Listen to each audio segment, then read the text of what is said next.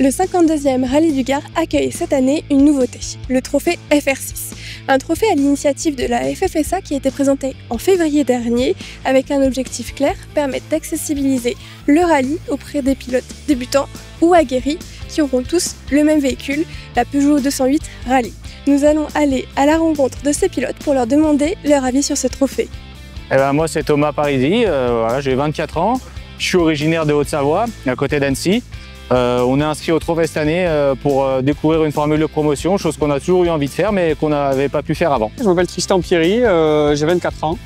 Je suis né à Marseille et je pratique le sport automobile depuis 2019. Je m'appelle Grégory Scotto, j'ai 18 ans, je viens de Bouc-Bélier et je suis pilote de rallye pour les trophées FR6. Hugo Roch, 24 ans. Je m'appelle Rémi Berthelier, j'ai 29 ans. Je viens du sud de la France, on est à côté de Nice. Voilà, je travaille dans l'automobile et passionné des sports mécaniques, c'est pour ça qu'on est ici. C'est une formule où tout le monde a la même voiture, tout le monde se bat à armes égales avec au bout un super cadeau pour le vainqueur de la coupe. Donc, voilà. Parce que c'était un trophée plutôt accessible, donc des coûts moindres que si on partait en championnat de France. Le format est plutôt intéressant pour nous puisque ça limite quand même pas mal les déplacements du fait que la France soit découpée en 4. Donc ça nous a tout de suite branché. Pour le côté budget, déjà c'est la voiture la plus abordable, on va dire neuve. Et puis le fait de faire un trophée et de partir tout le monde à armes égales. Donc c'est ça le côté sympa, quoi. Eh bien nous on a fait essentiellement des rallyes Coupe de France des rallyes, on va dire dans notre coin, donc Isère, Haute-Savoie, Savoie. J'ai pu courir avec une Clio 2 F2013 que je fais moi-même, que je monte moi-même. Voilà, c'est des boires mécaniques qui vont avec. Alors j'ai commencé avec une AX N1. Ensuite je suis passé sur des 206 que je fabriquais dans mon atelier, donc des N2S, après des N3 et des Groupe A. Et après j'ai eu une Clio RC5, Clio Groupe A d'époque, une Clio Williams Groupe A. Voilà, et puis maintenant cette nouvelle 208. Mais après plus en SSV, on roulait pas mal en buggy, pareil championnat sur terre et sur glace. Mais sur l'asphalte c'est la découverte cette année. J'ai gagné le rallye jeune. Grâce au rallye jeune, ça m'a permis de faire le championnat de France asphalte et terre. Alors oui, j'ai déjà fait quelques séances de coaching en rallye et j'ai fait mes 4 premiers rallyes en 2024 avec une Rallye 4, dont un petit rallye terre avec une Toyota Yaris. Moi j'ai débuté en rallye, j'aurais jamais pu m'orienter vers cette voiture. Même là, je fais le trophée, mais c'est pas ma voiture, je n'ai pas pu l'acheter alors que je m'occupe moi de mes voitures en général. Je suis mécanicien, donc c'est moi qui m'occupe de la partie mécanique et c'est vrai que c'était impossible pour nous d'acheter la voiture. Donc on la loue. À la location, ça reste quand même un coût qui est assez élevé pour ce type de voiture à mon sens. Mais voilà, aujourd'hui, il n'y a pas une formule de promotion aussi peu chère et qui permet d'avoir une récompense aussi importante que offre la fédération.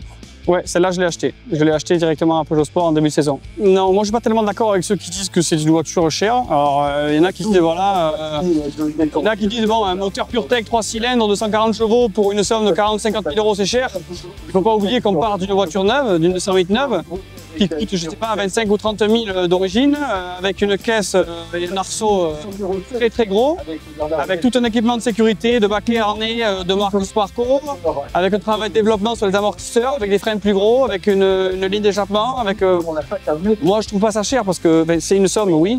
Mais voilà, il ne faut pas rêver, on ne peut pas avoir une voiture d'usine à moins de 20 000 euros ou 30 000 euros, même avec une boîte de série et des plans de série.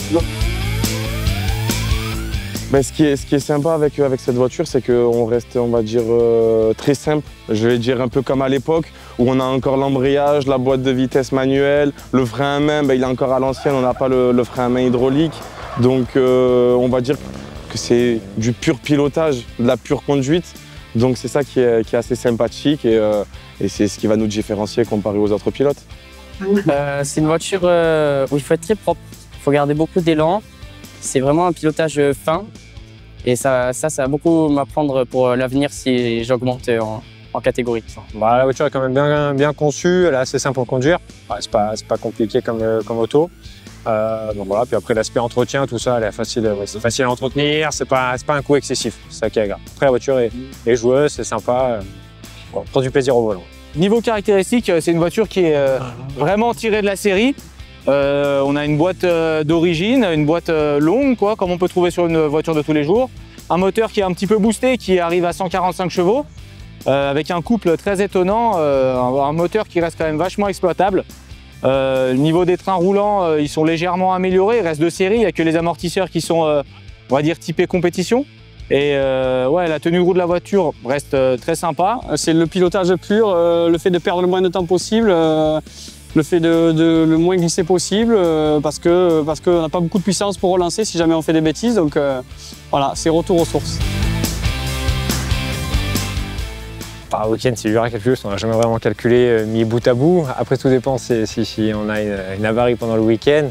Après, sur un week-end standard, entre l'engagement, le déplacement, les pneus, je pense que c'est un week-end entre 1500 et 2000, voilà. hors location de la voiture. Mais bon, nous, le déplacement... Le budget tourne entre 1500 et 2000 € par rallye selon l'emplacement du rallye. En moyenne, il faut compter, on va dire, à peu près 500 € d'engagement. Les pneus, on en consomme très peu, donc on ne change pas les pneus à chaque rallye. On va dire 400 € de pneus par rallye, peut-être une centaine d'euros d'essence. Après, du déplacement et tout, on va dire que ça tombe entre 1000 et 2000 € par rallye, selon l'usure des pneus, l'usure des freins, quand est-ce qu'il faut les changer. Mais on les change très rarement avec ces petites voitures et ça, c'est sympa. Pour nous, le budget, déjà, il y a nos frais de déplacement. Il y a les frais de déplacement, c'est compliqué de donner une fourchette, mais c'est gasoil autoroute, quoi. Ça va vous donner une idée, on fait Annecy à l'Est, voilà. Après, il y a un coût sur le logement qui est quand même relativement correct. Maintenant, il y a beaucoup de solutions pour se loger, donc on arrive à bien se débrouiller. Par rallye, nous, comme je vous le dis, on a vraiment l'énorme chance d'être tombé sur un loueur qui nous soutient beaucoup. Et nous, on arrive à peu près à boucler un week-end comme celui-là entre 3000 et 3500 €, un petit peu moins, location comprise, tout compris, quoi. Donc ça, c'est vraiment pas mal, quoi. Voilà. Donc voilà, le rallye m'a coûté un peu moins de 5000 €, donc ce qui est assez raisonnable, parce que dès qu'on passe en catégorie au-dessus, c'est au moins le double. En fonction des rallyes, ça passe vite fait à un rallye à 5000 € en FR6, ça va être 10 000 € en rallye 4, par exemple. Je suis aussi jeune que celui qui voudrait se lancer, donc c'est compliqué de donner des conseils. Mais non, si j'ai des conseils à donner, c'est essayer de se rapprocher d'un loueur, essayer de monter un petit projet, de s'entourer un petit peu, parce que voilà, si on n'est pas entouré en rallye, c'est compliqué. Mais pour un jeune pilote, honnêtement, il pourrait vraiment, quelqu'un qui débute, je lui conseille vraiment de se lancer là-dedans pour apprendre les bases du rallye, la prise de notes, etc. C'est vraiment l'idéal comme voiture pour commencer, d'un point de vue performance, d'un point de vue budgétaire, pas forcément, mais par contre d'un point de vue facilité de prise en main, facilité de découverte du rallye, vraiment c'est très bien. Le conseiller, oui, je conseillerais cette promotion parce que pour découvrir, c'est assez simple, la voiture est facile à conduire, c'est plus accessible. Après, je ne suis pas assez expérimenté pour donner des vrais conseils. donc voilà, non, après la voiture est facile à conduire, donc c'est vrai que pour débuter, c'est pas mal. Je pense que ça peut se louer sur des prix assez abordables sur un week-end. Donc voilà, pour découvrir le rallye, c'est une bonne auto. Ouais, clairement, parce que déjà, le fait d'avoir des pneus de série pour l'apprentissage, pour quelqu'un qui n'a jamais fait de rallye, il y a un moins gros step à passer parce que les pneus slick, c'est quand même quelque chose. Pour arriver aux limites d'un pneu slick, il faut vraiment mettre de l'engagement, il faut de l'habitude. Là, des pneus de série, une voiture proche de la série. Moi, je conseille vraiment, pour moi, c'est la meilleure coupe en France actuellement pour quelqu'un qui a pas trop de budget et qui aimerait débuter dans le rallye. Oui, dans tous les cas, je le conseillerais de commencer par le trophée parce que dans tous les cas, ça sera le moins cher, ça sera la voiture la meilleure pour apprendre. Je sais pas s'il faut que je le dise, mais quand j'ai gagné Rallye Jeune, quand ils nous ont mis de suite sur des Rallye 4, c'était quand même des voitures puissantes. On arrivait de suite sur des voitures un peu puissantes. Donc là, ce qui est bien, c'est que c'est des voitures assez d'origine, on va dire un petit peu préparées, mais qui restent assez d'origine. Donc c'est accessible à tout le monde, que ce soit que pour un homme ou pour une femme, tout le monde peut le faire. Et le deuxième avantage, c'est le budget, c'est que ça ne nous coûte pas la peau des fesses, quoi. Comme on dit, il faut apprendre à courir avant de marcher. Donc, apprendre à piloter et ensuite attaquer.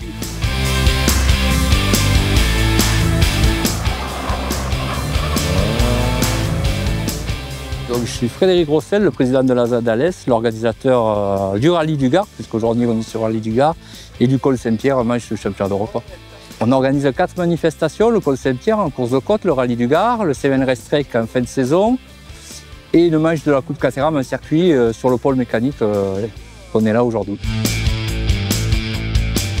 L'intérêt, c'est surtout, on va dire, de suivre la Fédération française de sport auto, qui lance une nouvelle catégorie et de permettre normalement à des jeunes pilotes de débuter sur des véhicules, on va dire, moins chers que ceux qui se trouvent sur le plateau actuel, avec des pneus de série. Et alors c'est la première année, on est en concurrence avec une manche du championnat de France où il y a possibilité de marquer des points, puisque ce championnat, on est sur des zones régionales.